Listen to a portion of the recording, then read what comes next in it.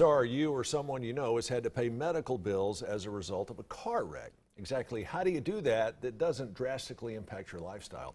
Attorney Zach England joining us now from Warren and Griffin. Zach, good to see you again. That's Thanks. a big question. Somebody gets hit with a 5, 6, 7-figure lawsuit. How do they pay that and still maintain their lifestyle? Sure.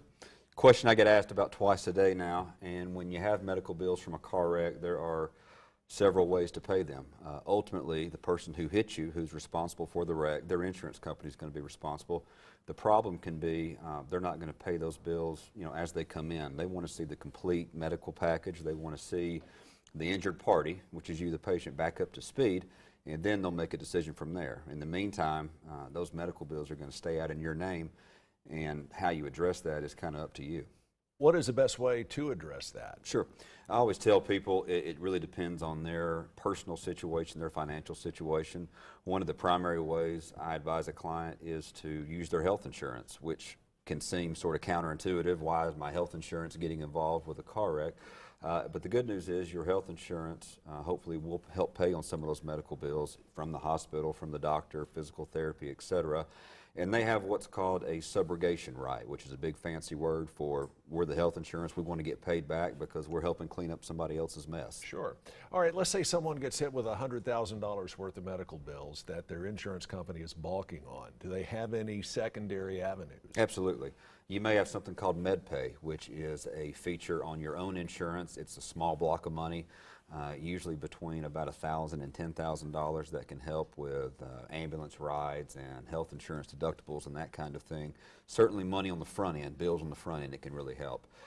You've also got the right to pay these bills out of pocket. Not everybody always has that ability and that option, but you may be labeled as a self-pay patient. Maybe you don't have health insurance, and medical providers will still entertain often self-pay reductions to help you kind of get over that burden, at least initially, and hopefully you get recovery on the back end. What happens if someone goes to the medical facility and says, look, I can't pay this, just period, I'm not, Sure. but I can afford to pay you this?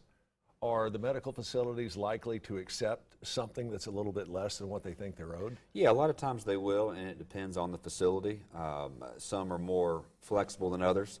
But what also helps, a lot of medical providers will allow for monthly payments. Again, self-pay discounts and flexibility.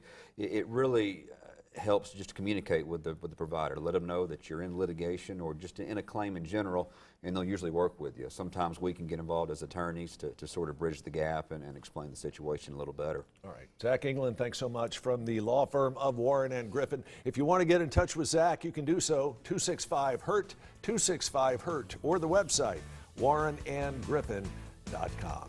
Stick around. We have much more of Let's Chat right after this.